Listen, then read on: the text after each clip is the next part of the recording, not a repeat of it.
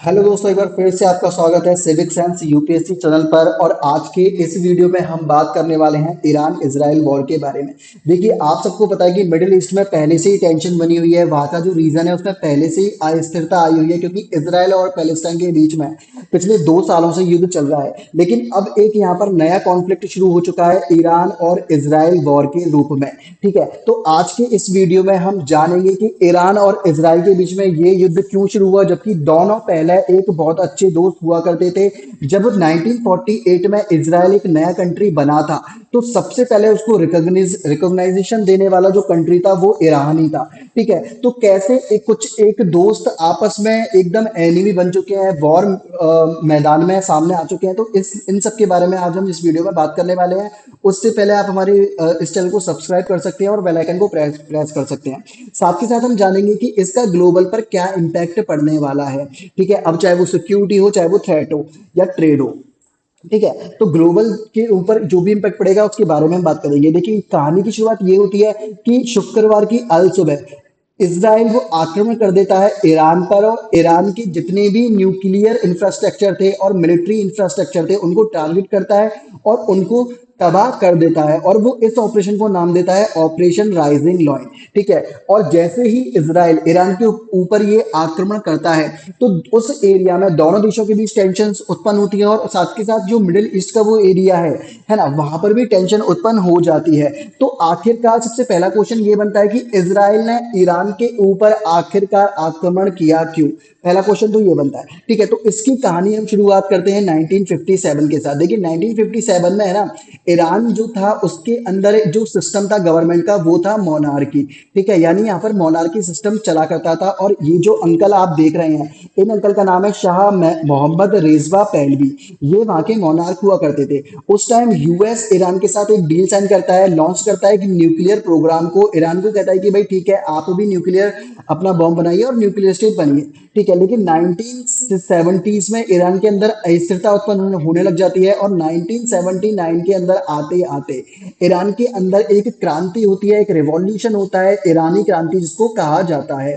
ठीक है, और इस 1979 के ईरानी रिवॉल्यूशन में ईरान को इस्लामिक रिपब्लिक यहाँ पर बना दिया जाता है। तो जैसे ही 1979 में ईरान इस्लामिक रिपब्लिक बनता है, तो यूएस अपने हाथ पीछे खींच लेता है और कहता है कि नहीं भाई, अब हम तुम्हें न्यूक्लियर पावर बनाने के लिए सपोर्ट नहीं करेंगे। और तब से ही ईरान ये कोशिश करता है कि भाई ठीक है, अगर आप सपोर्ट नहीं करें तो हम कहीं ना कहीं से खुद को न्यूक्लियर पावर स्टेट बनाएंगे। और ये जो थ्रेट है वो थ्रेट दिखता है इसराइल को कि अगर ईरान न्यूक्लियर पावर स्टेट बन गया तो कहीं ना कहीं ये हमारी नेशनल सिक्योरिटी के लिए एक खतरा उत्पन्न हो सकता है। तो इसीलिए अब मार्केट में न्यूज आती है कि भाई कुछ ही मंथ बचे हैं कि अब ईरान अपना न्यूक्लियर बॉम्ब बनाने के लिए पूरी तरह से तैयार है। और मार्केट से ये न्यूज जाते हैं इसराइल के पास। और इसराइल के पास जैसे ही ये न्यूज जाती है, तो इसराइल में जो चाचा बैठे हैं नेतन्याहू, वो ईरान के ऊपर अटैक कर देते हैं कि भाई नहीं, हम तुमसे मना कर रहे हैं कि तुम न्यूक्लियर पावर मत बनाओ, न्यूक्लियर बॉम्ब मत बनाओ, लेकिन फिर भी तुम ना मान नहीं रहे, तो अब तुम भुगतना पड़ेगा। हालांकि ईरान कहता है कि भाई इसराइल का ये बहुत ही कायराना हमला है, क्योंकि हमारा जो न्यूक्लियर प्रोग्राम है वो पीस के ऊपर डिपेंड करता है, वो शांति के ऊपर डिपेंड करता है। हम न्यूक्लियर बॉम्ब अस्थिरता फैलाने के लिए नहीं कर रहे हैं, जब बल्कि विश्व में या फिर अपने देश में और अपने आसपास के देशों में शांति स्थापित करने के लिए कर रहे हैं। लेकिन इसराइल कहता है कि नहीं भाई, तुम किसी काम के लिए कर रहे हो, लेकिन डायरेक्टली या फिर इनडायरेक्टली ये हमारी नेशनल सिक्योरिटी के ऊपर एक खतरा है। और यही एक रीजन आता है कि इसराइल ईरान के ऊपर आक्रमण कर देता है। ठीक है, और इसराइल इसको नाम देता है ऑपरेशन राइजिंग लाइन। और इसराइल कहता है कि भाई ये जो आक्रमण है ये तब तक चलेगा जब तक कि हम ईरान के न्यूक्लियर जो इंफ्रास्ट्रक्चर है उसको पूरी तरह से खत्म नहीं कर देते। तो अब देखिए, इसराइल ने यहाँ पर साफ शब्दों में कह दिया है कि भाई हमें नहीं पता कि ये जो कॉन्फ्लिक्ट है, ये जो वॉर की स्थिति उत्पन्न हुई है, ये कब तक चलने वाली है। हो सकता है कि ये आज ही खत्म हो जाए अगर डिप्लोमेटिक वार्ता करी जाती है और ईरान को समझाया जाता है कि नहीं भाई, आप अपना न्यूक्लियर जो प्रोग्राम है उसको खत्म कर देंगे। ये पूरी कहानी सेम टू सेम वैसी है जैसी रशिया और यूक्रेन के बीच में आपने एक कहानी पढ़ी थी कि यूक्रेन नाटो में जाना चाह रहा था, लेकिन रशिया कह रहा था कि नहीं, अगर यूक्रेन नाटो में गया तो हमारी नेशनल सिक्योरिटी के ऊपर एक थ्रेट उत्पन्न हो जाएगा, तो रशिया आक्रमण कर देता है यूक्रेन पर। तो सेम कहानी यहीं पे होती है कि ईरान न्यूक्लियर बॉम्ब बना रहा है और इसराइल कह रहा है कि भैया मत बनाओ, लेकिन ईरान नहीं माना। तो इसराइल ने कहा कि नहीं भाई, हमारी नेशनल सिक्योरिटी के ऊपर खतरा है यहाँ पर, तो इसलिए अब हम आपको इसको रिटेलिएट करेंगे और हम आपके ऊपर आक्रमण करेंगे। आप लोगों के इस बारे में क्या व्यूज हैं, कौन सही है, क्या इसराइल सही है या फिर ईरान सही है, आप ये हमें कमेंट करके बताइएगा। ठीक है, हम इसके ऊपर अभी कोई कमेंट नहीं कर सकते क्योंकि अभी ये ऑनगोइंग वॉर सिचुएशन है और इसके ऊपर कोई कमेंट करना नहीं कर सकते, है ना।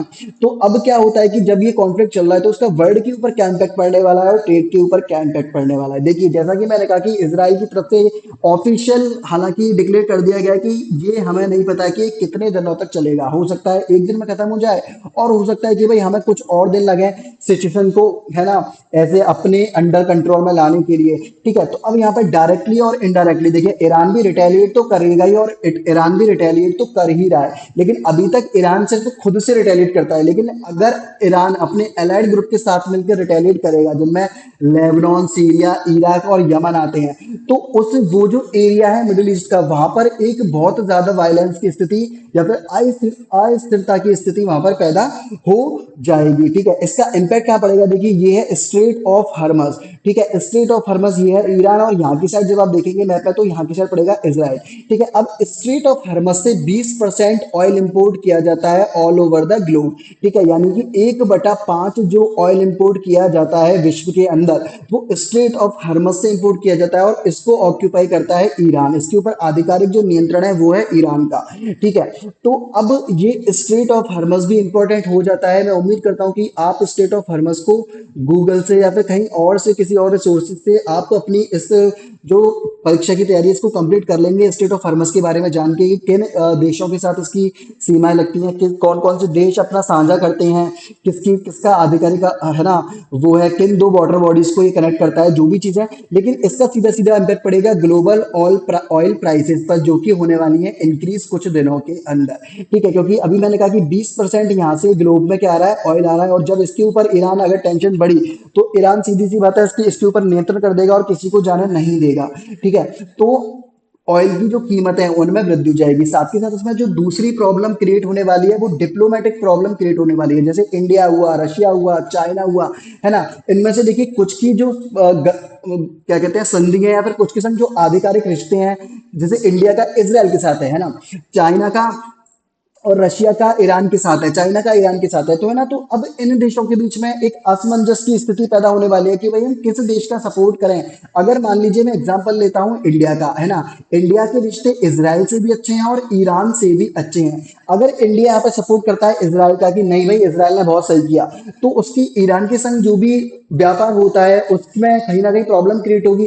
और अगर वो ईरान को सपोर्ट करता है और इसराइल को कंडेम करता है तो उसके ईरान के साथ भी रिश्ते, यहाँ पर इसराइल के साथ रिश्ते यहाँ पे क्या हो सकते हैं, खत्म हो सकते हैं। ठीक है, तो अभी तक ये जो कॉन्फ्लिक्ट की स्थिति है ये ऑन गोइंग है, तो आगे देखते हैं क्या होता है। तब तक आप हमारे साथ बने रहिए, चैनल को सब्सक्राइब कर लीजिए, और अब हम ऐसी अपडेट लाते रहेंगे जैसे जैसे चीजें आगे बढ़ेंगी कि क्या चीजें होती हैं। ये सारी चीज देखिए आपके यूपीएससी के एग्जाम के लिए बहुत ज्यादा इंपॉर्टेंट होती है और कोई भी एग्जाम है उसके लिए बहुत ज्यादा इंपॉर्टेंट होती है। तो आप हमारे साथ बने रहिए, तब तक मिलते हैं नेक्स्ट एपिसोड में। जय हिंद, जय भारत।